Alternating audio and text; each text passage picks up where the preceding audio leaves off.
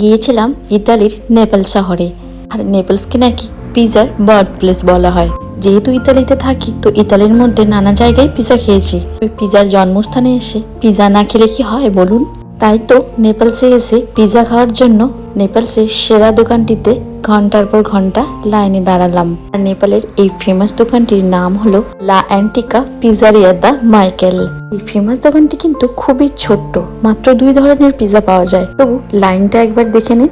আর বেশিরভাগ মানুষজন এখানেই লাইন দিয়ে রয়েছে। অবশেষে আমরা পিজা হাতে পেলাম। ইতালির ফ্ল্যাগের কালার দেয়া এক সিম্পল মার্গারিটা পিজা। আর দাম ছিল মাত্র 5 ইউরো, যা আমাদের ভারতীয় টাকার মূল্য অনুসারে ওই 439 টাকার মতো। এই পিজা শপের ভেতরে বসে খেতে গেলে আরো অনেক লাইনে দাঁড়াতে হতো। সেই জন্য অন্যদের মতো আমরাও রাস্তায় বসে বসে পিজা খেলাম। সত্যি বলছি, পিজা ছিল অসাধারণ খেতে। বেশটিও যেমন পাতলা আর সুস্বাদুও বটে, একদম আলাদা।